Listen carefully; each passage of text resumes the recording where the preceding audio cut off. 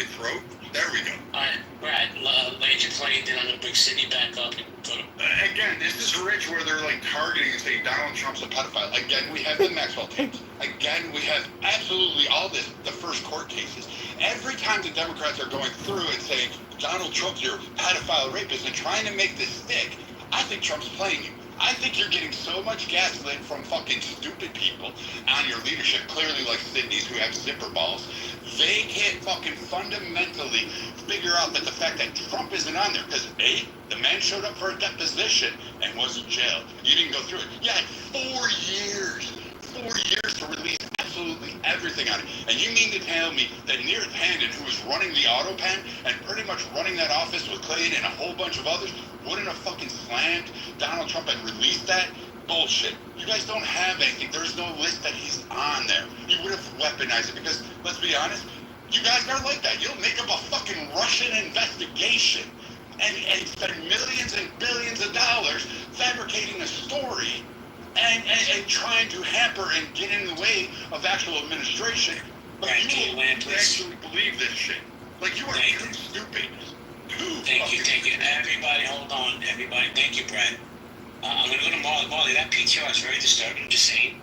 But I'm going to give you a minute. I get it. So I'm going to give you the mic for a minute, then I'm going to sit and go ahead. That's what I was talking about. This is what they're doing to little girls. When little girls are transitioned to male, they cut their tits off, and they have zipper tits. There was also a male who transitioned to female, and now that he's had the bottom surgery, they took some meat from somewhere and made a vagina, and the vagina is now falling apart. So that story was posted on Gays Against Groomers. Anybody can go and look at their Instagram page and see all the stories. They are mutilating children. I don't care about what you say that you believe Donald Trump did. Where's the proof? And saying that Brad is talking about what the Democrats did and saying, but what about the Democrats? But you did the same thing with Trump. As soon as I was talking about the children, well, Trump is on the Epstein list. Trump is a pedophile. You need to prove it before he sue your fucking ass. You know that man is a Gemini. He's very petty. They are mutilating children. I don't care what you say about Donald Trump.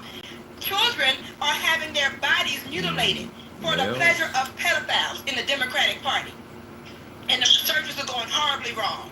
Right. That's it. Hold on, everybody. Hold on. Thank you, Marley. So, Sydney, I'm going to give you a minute, and then I'm going to go to Tomato. Go ahead, Sydney. Yeah, I guess this is more of the... Hold on. I'll go Sydney, Tomato, Miss Clark. Yes, it. Like the title of the room is this the fall of the House of Trump? It's not, is this the fall of the House of the Republicans? It's not, is this the fall of the House of Democrats? It's not, are trans people giving people zipper tits? Are trans people pedophiles? We're talking about Trump and his alleged pedophile tendencies, okay? So it's just odd to me that, like, you guys would love to deflect so much from the actual subject of the room, the actual title of the room, that you'll go so far to talk about an auto pin Brad, zipper tits, mutilated vaginas, the Democrats this, the Democrats that. Nobody's talking about the Republicans. We're talking about Trump and being on the Epstein list and fucking little 15 and 16-year-old girls.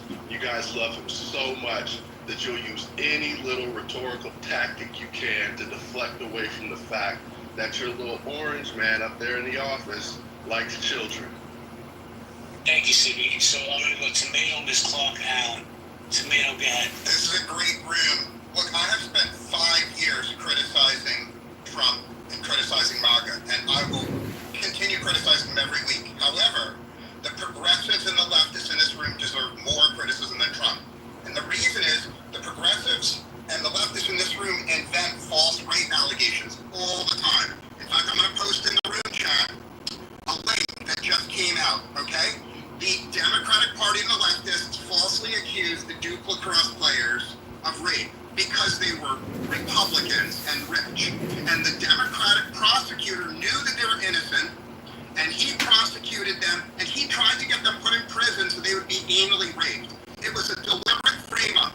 Now, just a couple of months ago, the Democrat who accused them of rape had an attack of conscience and admitted that it was a total frame-up by the Democratic Party. So, when every liberal and progressive in this room starts accusing Republicans of raping children, I want a full investigation. It's quite possible that Republicans are raping children. But what we know for a fucking fact is the Democrats and the leftists in this room are making false rape allegations all the time. So read the motherfucking link. I'm done.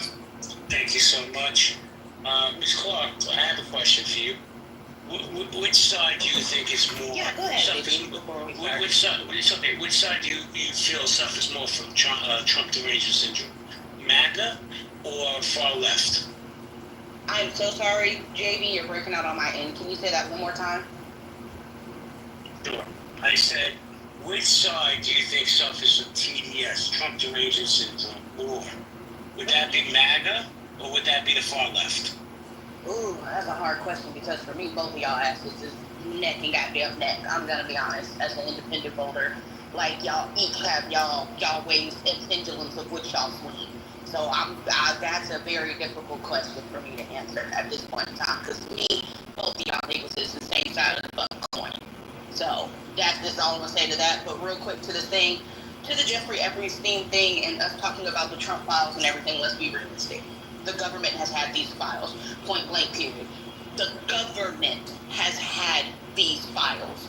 They could have been released the information on there. And the reality is everybody in this room knows why it hasn't been released. And it's more than likely because the people that are on that client list is going to be a lot of political figures and high-powered people on both sides of the fucking aisle. And it's just going to be this tit-for-tat back and forth.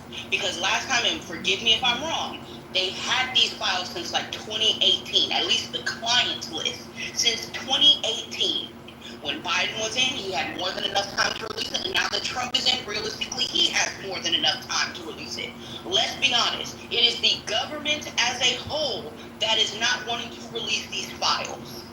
Because whoever's on that client list, much like how we had the situation with Pizzagate, I'm pretty sure all of you remember, for some reason, with the government, and when I say government, that means Republicans and Democrats going to this weird pizza place to quote-unquote eat pizza, and this random pizza man was so deep inside with the fucking government, which is absolutely fucking wild.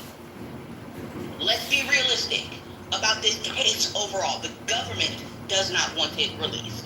And when we talk about the presidency, I think, JB, correct me if I'm wrong, did we not in your room, I want to say like 2 days ago, go over multiple videos of the Trump saying if he was going to release the Epstein files? Now, personally, me, if we want to play semantic games, I never heard the man say that he was going to promise. I heard in about 4 or 5 different interview videos that were played, people asked him about it, and he said, yes, if we're going to release it, we're going to release it. We can. I'm going to try to put it out there if I can, so on and so forth. That's what I heard. To me, him saying I'm going to put it out there if I can is not a promise of I'm going to release those things, right? So unless somebody has some evidence, like I said, I'm open, I'm independent. If you can play a video of him saying, I promise to release the Jeffrey Epstein files, then yeah, hold his ass to fucking task. But at the end of the day, we're talking about this shit because this is stupid shit that gets on my nerve, kind of like how the whole weird inflation comment. They've had it. The government has had it. They've had it for years. Ms. Clark, I agree.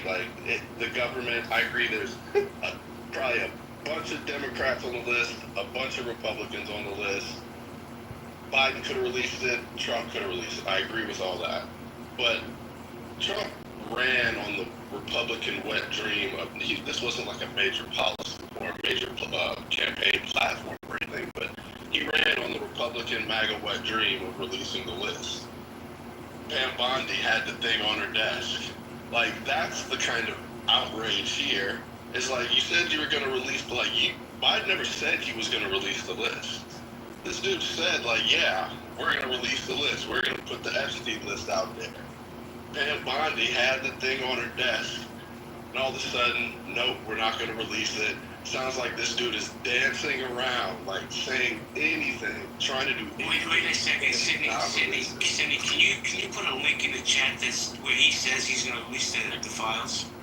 Yeah, I'll look for it. I remember, kind of anecdotally throughout the whole campaign, this was like some statements that he made. I'll look for some references to it. I don't have a specific article in mind right now, but I'll try to find one. Yeah, and to your point, can I say this real quick too? Let's just like, okay, so let's just pretend, like, let's say that he didn't say he was going to release the list. I think we can all agree that that was a MAGA wet dream to release the list because it was filled with nasty pedophile Democrats. I mean, I think we can all agree on that. No, I can agree with you on that. I think a lot of Republicans wanted it to be released because they feel like there's a lot of Democrats on it. I'm gonna give you that, right? My whole thing is this is one of the things that kind of like making my gears turn. If he is on that list, realistically, the Democrats would have released it. They would have redacted any information that would have been harmful to them, and they would have put it out there instead of going after Trump after these weird-ass court cases. I think we all can understand that the court cases that they tried to go after Trump for was a bunch of bullshit. But you mean to tell me that you have the future president of the United fucking States on a client list? I don't give a damn if I want to win. I don't give a fuck if some of my people go down. Oh, It's going out there, which is why I'm kind of like, there's more to it than just that. There has to be something or some people on that list that's very powerful. Because even with the Republican situation, if I believe that there was more Democrats on there than fucking Republicans, I do believe that the Republicans would have released it. But I think that there's a powerful person on there. As my husband is saying, Israel is on there, and they don't want that information to come out. Well, thank you guys. Everybody mute up. Everybody mute up. Hey, Chip, man, this is the issue I have with you, bro. Let's get some new speakers involved, because it's going to start sounding like an echo chamber. We got 2 new speakers on stage. Hold on, Alan. Thank you. You said I was next. Okay, you'll be all right. I'll come back to you. You know, I always get you in. But I want to say good morning to Tommy real quick. Good morning, Tommy. Good morning, sir. How are you? I'm doing well. And yourself? Good. Just 2 little things. If Trump had been having sex with 15 and 16-year-olds, those people are now adults. Where's the lawsuits on those? I would think they'd be coming front and center to create the money grab. And quite frankly, some of the people who complain on here that Trump promised he was going to release the records, but presidents promise all kinds of stupid shit when they're running for president. And half the time they don't deliver. Trump has far more delivered on crap that he promised than any other president I've ever known. Thank you, Tommy. Hold on, everybody. Let me say good morning to XG. XG, good morning. Oh, morning, JP. How you doing, man? I'm doing great. Yourself? I'm doing good, dude. Do you want to chime in? You sound like you need some coffee. Yeah, I do need coffee, you're right, but I do want to chime in. I'm just glad that everything is playing out how it's supposed to be. Just more contradictions on top of more contradictions. There's no list. Now I'll give you a list of the names that'll be associated with them. You can look into everybody but me. It's okay. Looking at everybody else's connections but mine. Like, I'm sorry, but if all these people have the same amount of evidence against them that he does, especially considering the whole narrative that, which I agree with, just being on a flight log doesn't mean that you're guilty of something. If that's all the evidence that's also there, and that's what he's putting against Clinton, like, well, Clinton's been on 28 flights, he's even more guilty. Like, there's no evidence there unless you know something nefarious has happened that no one else knows about, that something's going on. But unfortunately, the evidence that the people that he named in that little list thing or whatever have just as much quote-unquote credible evidence against them doing things to minors as he does. So if he wants to say that that's the smoking barrel for looking at those 2, well, he kind of just killed himself at the same aspect, because all the evidence is the same for all 3 of them. Thank you, XG. Alan, the mic is yours, sir. Yeah, and why are people so focused on this list? I think people are focused on it because, in the last year, during his campaign, Trump might have talked about it, and the right wanted to hear the list. Why did they want the list to come out? Because for the last 10 years, the left has been accusing Trump of being a pedophile based on that list. Oh, and the fact that his teenage daughter sat on his lap. That's it. So the left is saying, oh, it isn't us, it's the rights. that's creating this whole controversy, ignoring the fact that they're the ones who created it. And again, I'll reiterate, hundreds of pages of court documents, witness victim testimony, and Trump is not associated with any criminal misconduct. But let's get to the real point. The real point is the fact that we don't want harm to come to children. And yes, if Trump turned out, yes, there was conclusive evidence he was sexually molesting kids, the right would not be happy about it, but they would condemn him, and they would condemn him outright. What does the left do? And again, we would do it because we believe in the principle of protecting children. What does the left do? The pathological liars that they are, they harm children as well, but they frame it as, quote, gender affirming care. That's their lie. And they are, and they don't hide it. At least pedophiles try to hide that what they're doing is wrong. The left does the same thing, and yes, it also promotes pedophilia, and it does it out in the open with things such like minor attracted persons. Oh, and excuse me, they do it. Minor attractive persons that's gay or part of the LGBT. You're fucking retarded. Yeah. I don't know who said that, but I'm sorry. I can't find it now, but I remember distinctively Harvey Fierstein, the openly gay actor who was in the film The Day After Tomorrow, coming out with a public service announcement telling gay men to stop being predators to teenage boys. And I've been on this app listening to gay men promote grooming of teenage boys. So don't talk to me about how that's a separate part of it. Hold on. Actually, hold on. But the point is, Alan, land your plane. yeah, the point is that the right condemns pedophiles and openly condemns them. The left lies about it and promotes it as a good thing. That's the difference. Thank you. Sean B, how you doing, Sean B? Oh, Joe B, it's good to see you. I just wanted to respond to your who has more TDS, the left or the MAGA, the MAGA, the mega MAGA people. And I'll still say to this day that it's the left. The reason why is that if you look at it, I would ask a person how many people they know that are MAGA megalomaniacs versus the liberals, who just basically like, you support Trump, fuck you. Don't care who you are, the person you are. As soon as they find out, they fucking dump you in a goddamn garbage truck. Okay? That's California. I live in California, and I can tell you the craziness of TDS is on the left. It's not on. There are crazy MAGAs. Total. That's all I want to say. But it's nice to see you, man. And I appreciate the stage. Thank you for coming up. To be like Alan. Well, I was going to go to XG next and then Tomato because he has no control. But XG, I'm just going to say this. Look, I don't share all these spaces with Alan. I don't know what he's heard from gay men. I've never heard a gay man try to groom teenagers. But did you want to chime in, XG? Yeah, because it's all fucking bullshit. Like, the majority of it is just a stupid-ass fucking right-wing talking point that's existed for I don't know how long, of trying to somehow equate the gays with pedophilia in some way, shape, or form.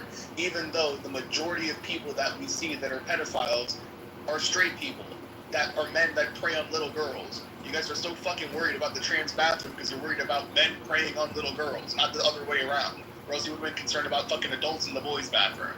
Like, if we're going through this whole fucking idea of pedophilia, let's talk about the old fucking leaders that you have in. Are we completely forgetting about what happened, how long y'all had Matt Gaetz hanging around, even post the flight with the 17-year-old that got released? Like, if we're so worried about fucking pedophiles this, pedophiles that, it seems like over the last couple of years, the only consistent people that have been fucking with kids have been fucking right-wingers inside of politics.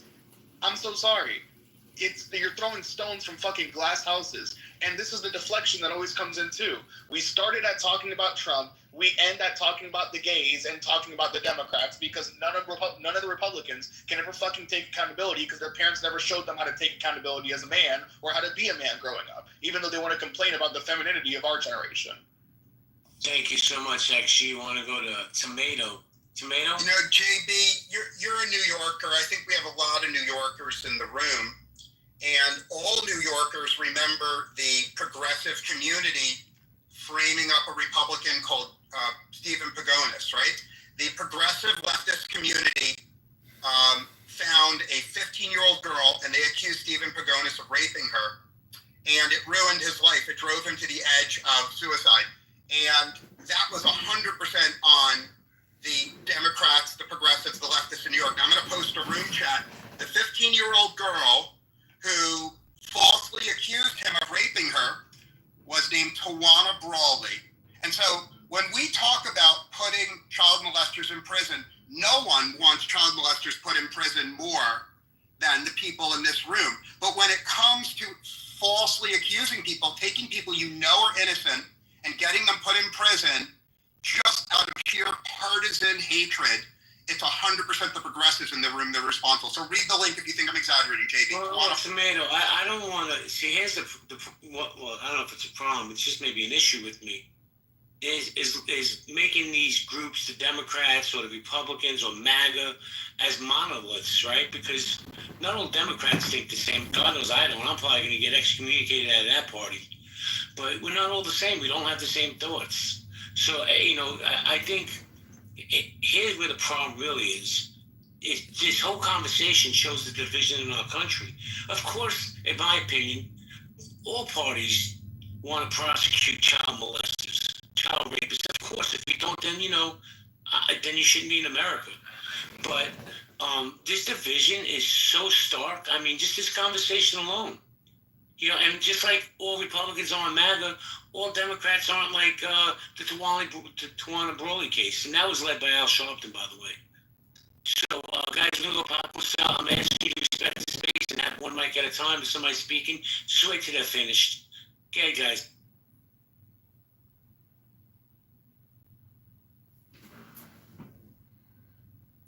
Bueller. I'm surprised no one's talking about the White House presser with Tulsi Gabbard. Calling it all out. The Steele dossier, all of it. All lies. Yeah, but Sean, all fake. It's coming out now that she didn't release the entire file on that. She released enough to make Obama look bad. Now, look, I'm not an Obama apologist, but when you just release bits and pieces to give, to satiate people's appetite, that's not cool. Because, listen, I don't care what side of the aisle you're on, to call Obama a traitor, it's ridiculous. I think that's the primary problem, JB. I think you're absolutely accurate on that. And that's the primary problem. We're talking about Epstein. We're talking about files being released. Talking about the half answers coming out of the White House. No matter who's the commander in chief, I think that's accurate. I read all 144 pages of the release.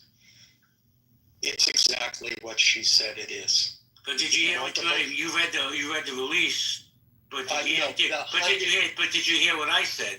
From what I understand, Alan, not everything was released. But go ahead. Yeah, well, yes, I understand that, and I understand your skepticism. I was skeptic as well. But having read the whole thing, what you see is the fact that the intelligence community kept saying, there's nothing here. Russia is not only is Russia not capable of doing this, but they're not going to have any effect on the election. And suddenly Obama has a meeting, and suddenly it's well, we have to put out a report not discussing if they did something, if they affected the election, but that they did, contrary to what the intelligence community was saying. And so the good little minions came out and said, okay, I guess this is what our president wants. And that's the report that came out. And that's the narrative that was used to undermine the presidency. The question is, if you have all of your intelligence community, except for James Comey, and we know why he objected to the reports, after his own FBI said there's nothing there. Wait, Alan, hold on, respectfully, man.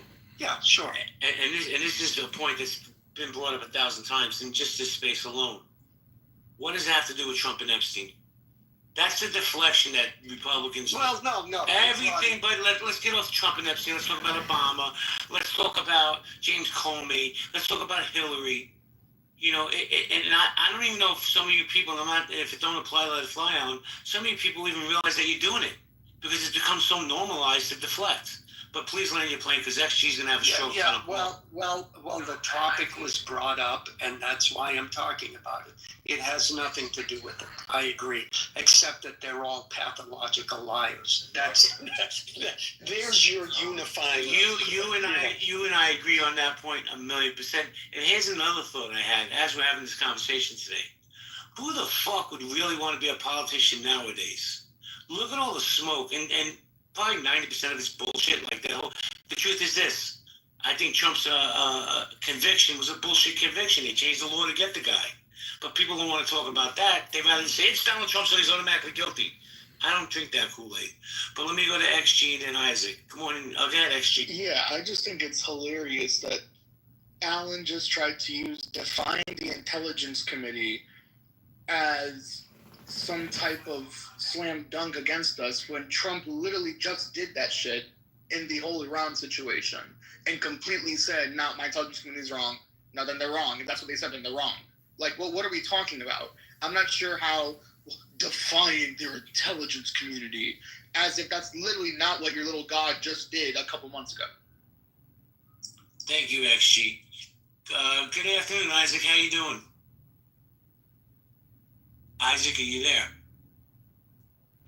All right, guys, we'll go popcorn style. If you want to speak, grab the mic. Just respect the speakers.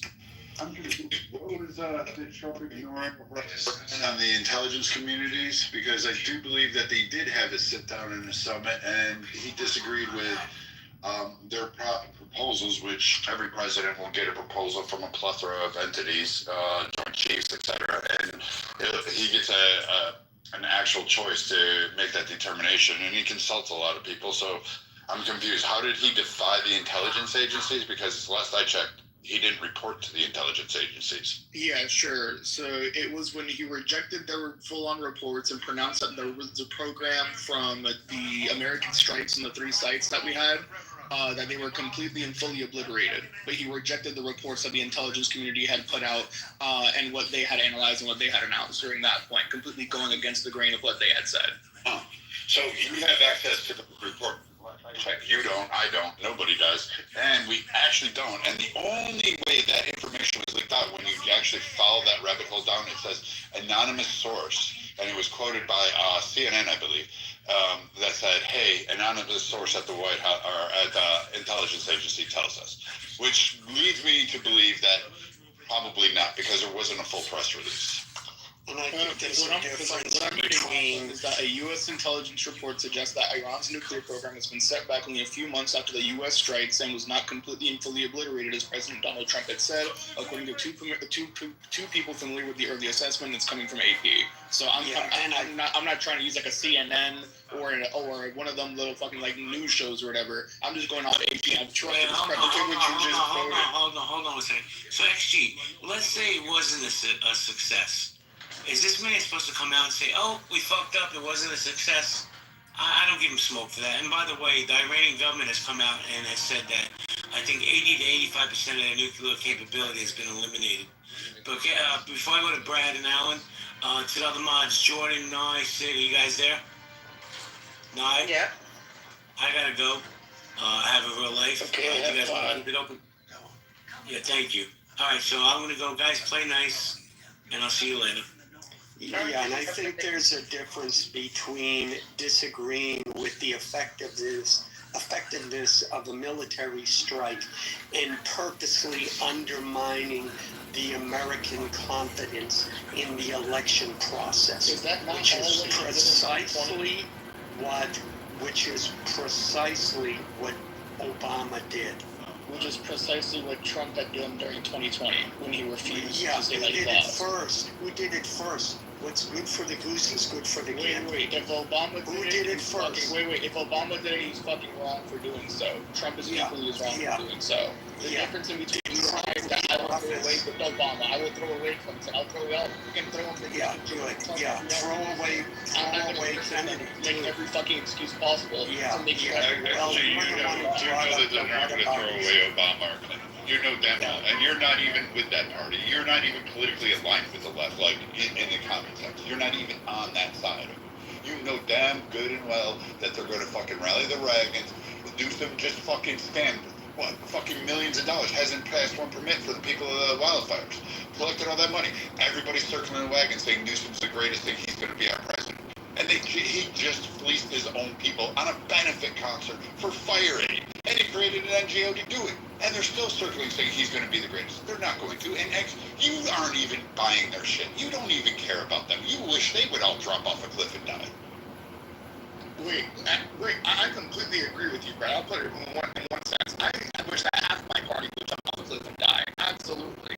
No doubt about it. But at the same time, when it comes to people from my party or Trump, when it comes to screwing the middle class over, yeah, I'll take a Newsom. Fuck it. I'll take a Newsom over a Trump. I'm not gonna lie. So see, and that's where we will differ. I will take a Trump over a Newsom. I absolutely will. And I don't like a lot of the Republicans. I don't like the decision. I don't like the big, beautiful bill. But we can never get into that because I'll have some other libtard come up here and go, Obama, give me some fucking pontification about how great a million was. But Brad, you've heard me make the point before, specifically about the big, beautiful bill, saying like, hey, doesn't it seem kind of hypocritical from the party that always was championing, always pushed one single issue on a bill, and if it's good, and if that bill is good enough, it should be able to pass by itself. No big bills, pass it by itself. I absolutely and then agree. all of a sudden you get this big, beautiful bill out of fucking nowhere being supported by the entire party. I agree with you. I don't like it. I don't like the complexities of it. I don't like the vagueness of some of the points in it and some of the passage. I don't like where the funds are going because there's going to be no accountability on it. And to me, it's no different than the CARES Act, 1 or 2. It's just I don't like it. I really don't like it. I don't call this a win for Donald Trump. I don't call it a win for America. Is the party going to get a lot of what they wanted? Yeah, you are. But it's going to come at a cost, and it's not going to happen in the way you think it is. But, we'll see. I may be wrong. I might be a little bit of a pessimist. I might be wrong, but I don't think it's going to work out well. Yeah, that's Rand Paul. That's. I'm not a Rand Paul fan. I think Rand Paul should jump off the cliff. Neither am I, Brad. The point is, and Marshall has explained this in detail. I don't know all the details, but the way it stands is all it takes is for one senator or one representative to object. I think it's in the Senate. That all it takes is one person to object, make some procedural objection to any bill, and then it essentially shuts down that bill. So it forces the Congress into these continuing resolutions and into these huge bills where it's like the only way they can approve a budget for anything, for even the government to run, is to have those big bills in which everything, including the kitchen sink, is thrown into it. So as of right now, that's until they change that rule or we get Rand Paul out of the government. Though if he didn't do it, I bet you somebody else would. We're stuck with this form of allocation for our money and the way spending goes. But wouldn't we expect a rule change, especially considering you have, especially the big touting of Doge getting rid of government waste and the big tout of Trump, which is changing all the things that are wasteful, the corruption, quote unquote, which would be which I would see as a little bit corrupt, just purposely extending fucking hearings so we can keep beefing beefing up bills and putting more vague shit in there, I would say that's kind of corrupt. So from the promises on that end, don't you think he should have or would have done something about it by now? Yeah, but I'm not. See, it's something like eliminating the filibuster. I think it might be you need 60, whatever, and you know, when there's some tactical advantage, nobody wants to get rid of it.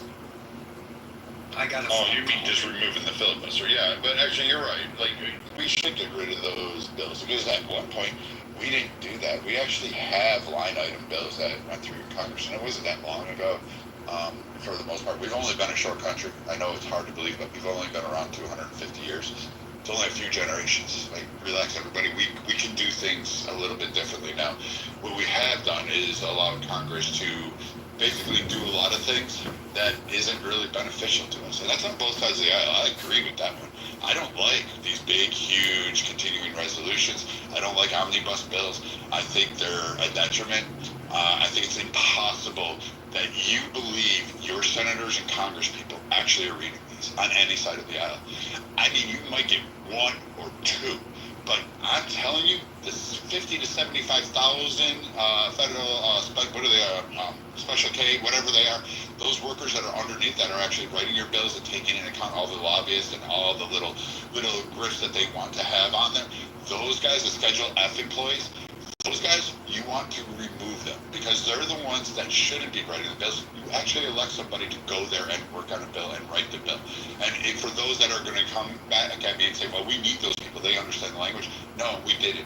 We didn't have them. We don't need them. We never needed them. You just want to rely on them because it's a quick, easy way for your favorite PAC or lobbyist group to get in at your senator, to throw it in there, to give them their 2-card talking points so they can make a fucking a hell of a good speech for 5 minutes on CNN or C-SPAN at some point in time. Here's my question to you, Brad and Alan. Either one of you can answer. Brad, you know my economic position, but I'm pretty sure both of y'all are capitalists, right? Yes, but I'm a controlled capitalist. I believe in controls. I'm not a free capitalist, like free market kind of guy. Okay. You know I am not that way. If you're there, or is he still on the phone call? I have no idea. Alan? Okay, maybe he's still on a phone call and it's just not showing. But no, I guess my big case, because I know there's a lot of free market caps, so maybe this criticism doesn't apply to you specifically, Brad, right? But would you say that there's a lot of people who do support Trump that are free market capitalists? Yeah, I would say that because they believe he's going to tout with his Bitcoin bill, which I think is going to backfire. I think a lot of people think it's going to backfire, and I think Trump is not a free market capitalist. He just wants controls at one. Okay, yeah, that's one. So I agree with the whole Bitcoin thing tanking for sure. I agree that, and I think another criticism we can get into in a little bit that I think is valid is Trump's very weird switch up of crypto and how he felt about it in the span of 3 years, completely changing up from 2021 all the way to 2024 and 25. But one of the criticisms I had, especially towards the majority of the base that is free market capitalist, is how, and Roger made it the other day, which I think was an amazing point, how do you tout yourself to be a principled free market capitalist, yet you and the majority of the party base are caping for the tariffs and supporting them? It doesn't make sense to be a free market capitalist that's supposed to be principled, but now also support insane protectionist tariffs at the same time. I think would have a problem with that. I'm actually for the tariffs. I think we should go back to that way, and I think we should also utilize the tariffs to lower our tax burdens in this country. A quick history lesson for those that don't know, that's how we used to fund our government, is through tariffs. It was only recently, we changed it historically. But I mean, actually, I'm okay with tariffs. But again, I'm okay with a lot of things. I think we should have legislation against monopolies. I think a lot of companies currently that I can see, I think Amazon should be broken up. I'll be the first to say it. I don't want to take his wealth. But I think that if you have too much control in this space and you actually have too much legislative power through all 50 states and territories, that it prevents any competition from arising. Hey, that's one thing we can agree on. I agree. I want legislation to break that up. I am not a free market guy. I want a free opportunity for everybody. It doesn't mean you get to control the entire entity. So you're in favor. So let me put it this way: you are a capitalist, but you are in favor of regulation that increases opportunity for others to compete. Correct. I'm also in massive favor for regulations like for PG&E. I want more regulations on PG&E and electrical companies nationwide. Why? Because PG&E recently, 5 years ago, got their profits protected by a small state legislation push to make sure their profits weren't there. But they were causing massive wildfires. This is an electrical company out west. I don't think they should be entitled to have that protection. I don't think they should have that. I think you should be going after them. I think we as people should hold them accountable because it was your fucking transformers that were exploding, causing wildfires, killing people, burning homes, millions of acres of land. And I don't want companies destroying this earth. I don't want pollutants. I don't want people dumping nuclear waste. I think free markets cannot account for how to control the vast genocide and destruction that will occur if we just lift off all these and just allow the free market to exist. It won't balance out because we already see what these companies do. Dunlop anybody, DuPont, we had all those disasters. Go look at Love Canal for those of you that don't know.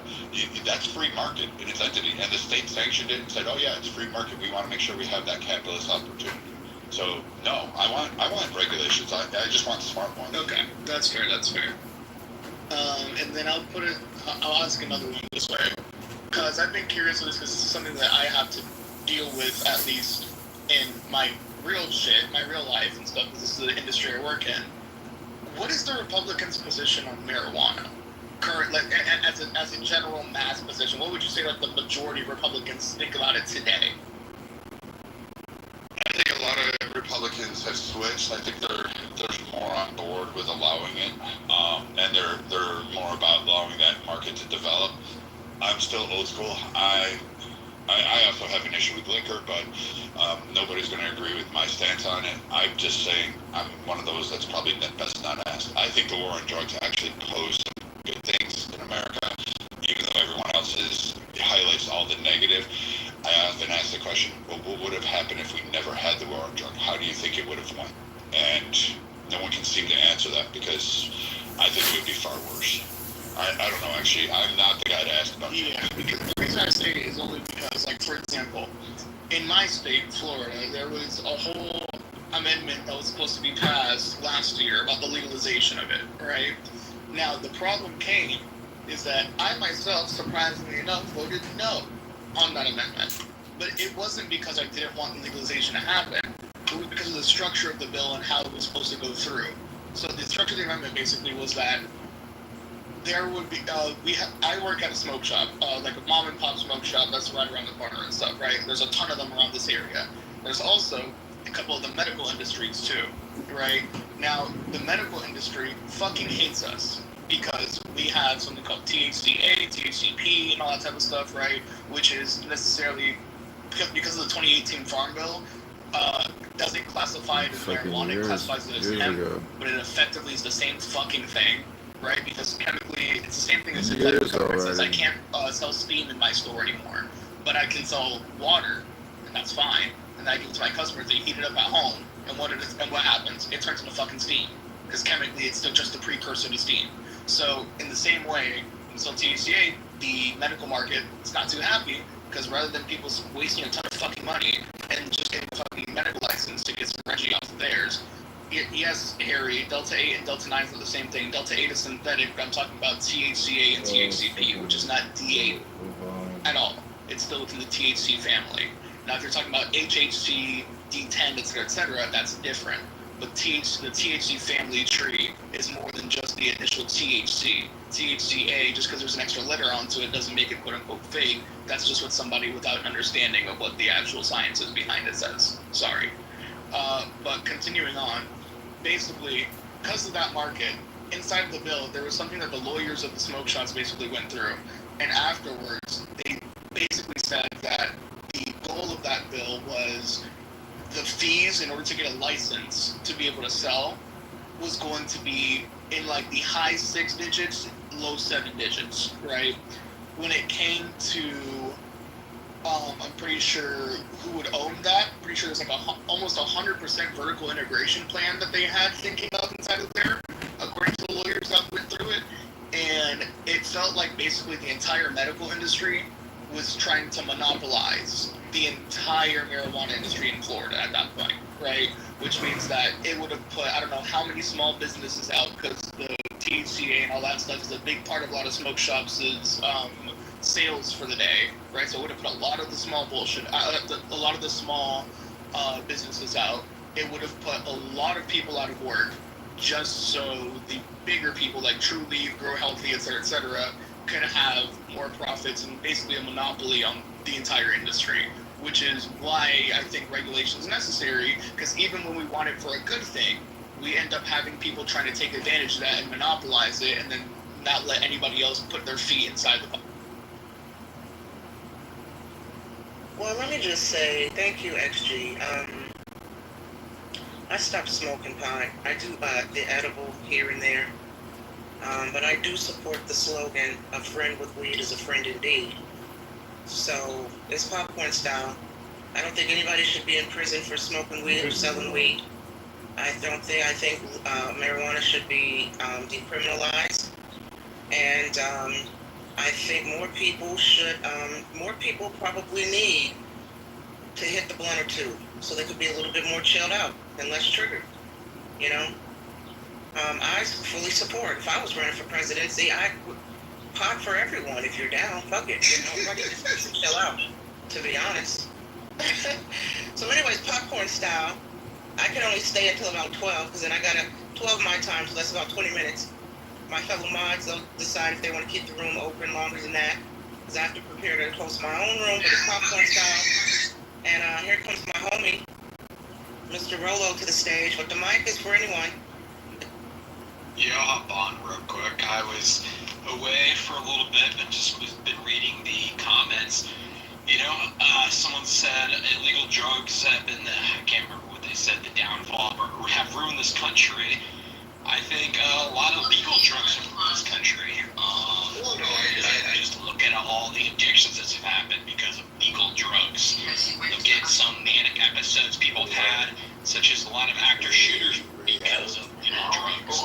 I mean, a lot of psychiatric medications from anxiety medications, SSRIs, actually people get labels, the side effects is suicidal thoughts and actions. And if you actually study, something I've been doing in the past is study different active shooters.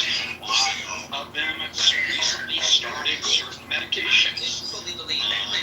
One example that I was heavily involved with was Steph Padlock from Las Vegas, the guy that shot a shitload of people. And what was the one thing that he had going for him that could have changed his personality? Because I did talk to the FBI agent who was running that show. He recently started anti-anxiety medications. So, yeah, it's not just illegal drugs. And one drug that I would like to comment a couple drugs that really saved my life, because I used to deal with some pretty bad PTSD, was psychedelics, but not just taking psychedelics for fun, using it in a therapy modality. Those are substances that have saved many lives and have done it for many, many years. Even the founder of AA, Bill W., he had an LSD experience, and that was his spiritual experience that he heavily talked about. Back in the day, in the 50s and 40s, they were using LSD with great success, and MDMA in therapy sessions, and then those drugs were just demonized.